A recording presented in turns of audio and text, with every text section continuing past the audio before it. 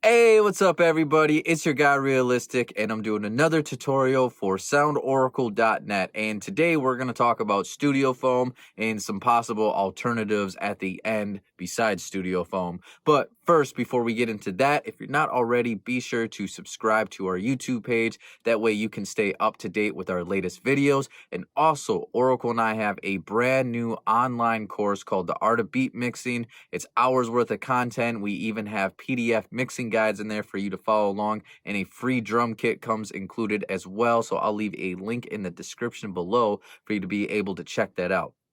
So let's dive in and figure out, is studio foam worth it? Well, I'm gonna give you the answer right away. No, it's not. I think it's a ripoff, and it doesn't actually do a very good job of absorbing sound. And so we're gonna talk about some alternatives in a moment of what I think is actually better. But let's actually kind of talk about what this is. This is a 1 foot by 1 foot block right here. And this right here, if you go to Guitar Center, it's like $120 to get 18 of these. So you're not really going to be able to cover that much area.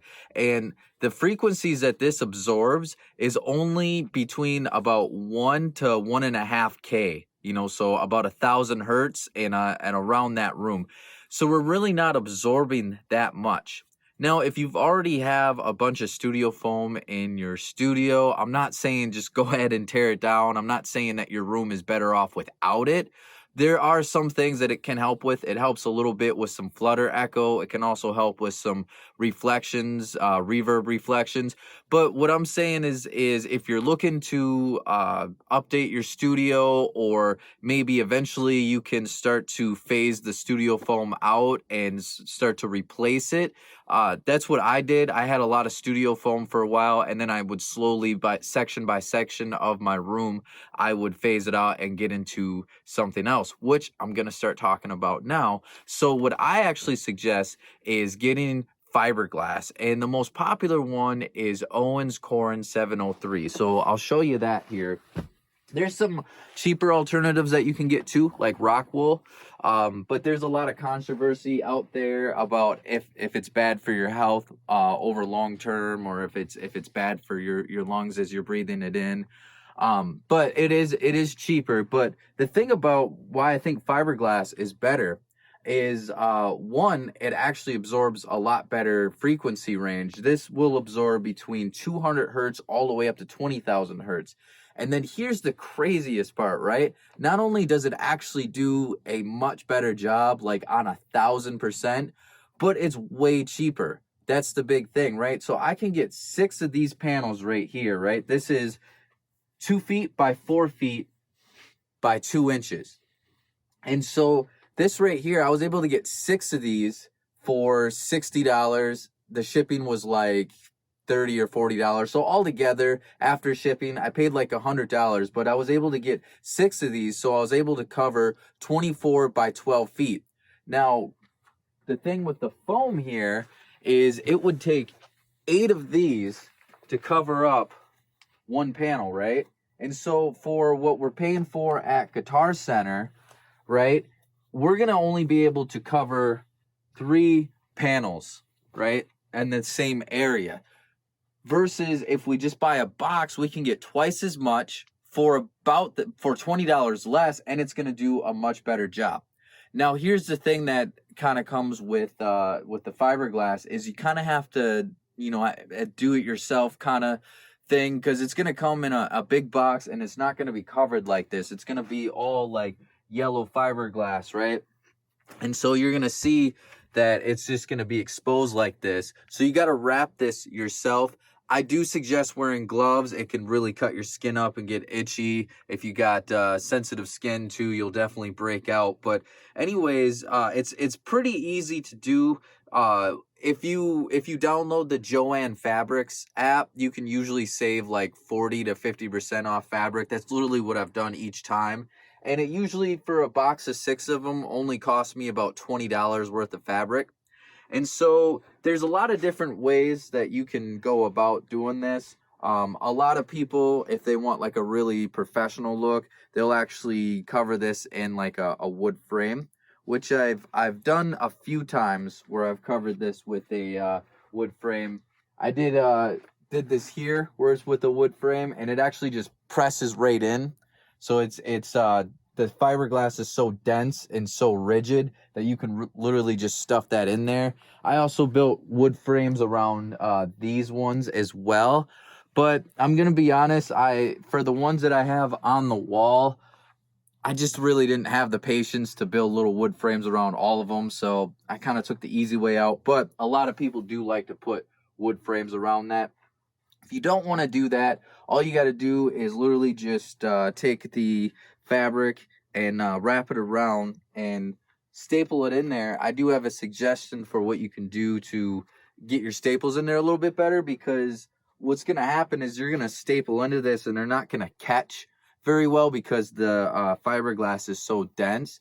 And so you could buy this thing called edge coating on a lot of the websites, but the problem with that, the reason why I didn't get the edge coating is because the shipping cost was actually more than the product. So I was just being cheap, and I didn't really see the point of why would I pay more for the shipping than the actual item. So what I did was I went to Home Depot and I just bought Flex Seal. It's basically just liquid rubber. And so what I did was I coated the edges here with this, waited about 24 hours, and then it put this rubber seal on the fiberglass, so I was able to staple right into it. And so it's actually a fairly easy process, but between the Flex Seal, which was $15, and the fabric, and then the which was $20, the fiberglass panels, which was I think $65 now that I think about it, and the shipping was $35. I spent about $135 for the 6 panels to be able to cover, 24 by 12 feet. So it's still cheaper than foam. Even foam that you can get on like Wish, if you go on the Wish app, you can find like packs of 24 for like $60. It still equals a little bit more than the fiberglass, and it's still not going to do as good of a job. Now, as far as the actual fabric, a lot of the aficionados will say that you should get this special acoustic DMD suede fabric, which I do have on my base panels here. But for most of the fabric, I just use regular fabric. Like I said, the aficionados will swear that you should do that, but it gets really expensive, and you'll probably end up spending more money on the fabric than you will on the actual fiberglass panels. And for me, that just didn't make too much sense. So I can't hear the difference. Me personally, my ears aren't like that crazy fine-tuned where I can tell the difference between regular fabric and this acoustic fabric. I mean, that's like some Sheldon Cooper level of acoustic knowledge if you're able to just be like, oh, this is clearly different. But I'm sure there'll be some aficionados out there that, will mention in the comments that it totally makes a difference. But anyways, I'm just saying that I do think that you can save some money, especially if you're just in your studio at home or you're just trying to better treat your room. I think just having the fiberglass alone is going to make a much better impact on your room. And then the other thing, too, of why I think it's better than the foam is when we got the foam, we got these little blocks. Sometimes we have bigger blocks like here. Here's like a 2-foot block here. But usually you got all these little blocks, so you got to like make all these individual like marks in your wall, versus this right here. What I was able to do was I was just able to put one mark in the wall for each panel. And I bought this box. I know it was like less than like $10, and I bought it like 3 years ago, and I'm still getting use out of it. But it's pretty cool because it's these little Z clips. And so all you really have to do is you just take the first piece and you just drill this on the wall, and then you see we got these spikes in here. All I do is just shove this on the back of the fiberglass panel, and it literally will just hook right in there and just kind of hang on the wall right there, right? And so it's just literally just 2 marks that you got to put for each fiberglass panel, and these hang pretty well because they're so dense and they're so light. In fact, at one point at one of my older places that I had lived at, I was actually able to hang all these up with just a roll of gaff tape. I don't know how it held, but it held there for like 2 years. And then when we moved, it just, the big thing is it ripped all the paint off the wall. So you might be better drilling it in, but that just goes to show you just how light the fiberglass is. Even for my ceiling here, if you take a look at what I did here for the ceiling, this is all fiberglass right here. And so I was able to treat this entire ceiling for about $250 between how much I paid for the fiberglass panels and the actual fabric. If you were to do that with foam, this would cost probably closer to $500 to $600. So I was able to do that at quite a fraction. And again, the big thing is it's doing a better job. In fact, fiberglass is the studio standard, right? This is what you see in all the commercial studios in the industry.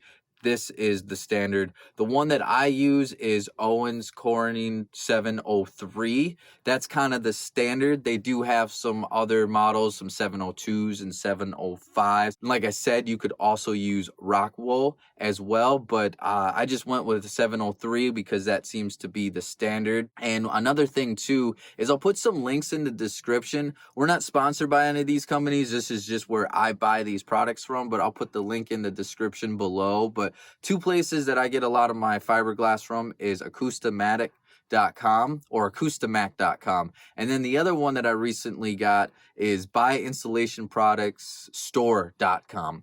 And so the reason why I used that last one recently, the prices are usually the same, but the buy installation products one lets you buy in bulk. So I bought like 4 boxes and ended up saving $100. So basically I got a box free. And that's actually how I was able to treat the ceiling. So I had bought 4 boxes. So in reality, I actually spent less than $250 to do that ceiling. But anyways, again, it just goes to show that the fiberglass not only does a better job, but it's much more affordable. And I actually think it looks better than the studio foam. And I also think that you're just going to notice a lot better results instantly, and it's a little bit easier to move around as well, and it's going to do less damage on your house or your walls. And like I was saying, if your studio is already filled with a bunch of studio foam, I'm not saying just tear it down immediately and that your studio would be better off with no treatment whatsoever. If it's already there, it is going to help with a little bit of flutter echo. It's going to help with a little bit of reverb reflections, but I would suggest slowly phasing it out and buy, a box of panels here, replace some, buy some, a couple months after that, and just slowly build out. I pretty much I'm at the point now where have phased all my foam out for the most part. I still got a few little pieces here in the back, and I just kind of have that more to cover up some of the reflections and the flutter echo. This bigger piece, I actually have that more for aesthetic pieces because there's a pipe back there that's exposed, and I just actually wanted to cover it up because it just looked ugly in the studio. And I figured that the studio foam would actually look more professional than just a big pipe back there. Yeah, I think that the fiberglass is also not going to be too much time. It usually takes for 6 panels about an hour to set up and make, and so it's really not that time consuming. And again, I just think that you'll have better results for your overall studio. But yeah, that's my whole spiel on is studio foam worth it? And again, the answer is no, I don't think it's worth it. So hopefully this video helped out. Hopefully you learned a couple things about fiberglass too, and the different things that you can do to get the most out of your fiberglass experience. And like I said too, be sure to subscribe if you're not already to our YouTube channel. And if you got some use out of this video, be sure to hit that like button. It really does help to build the channel. Hey, thanks for watching. Be sure to subscribe to our channel right here so you can catch the latest tutorials on mixing, mastering, and production. And you can check out some of our suggested videos here, here, and here. And of course, if you're looking for premium loops and samples, you can find that at soundoracle.net. We got plenty to choose from.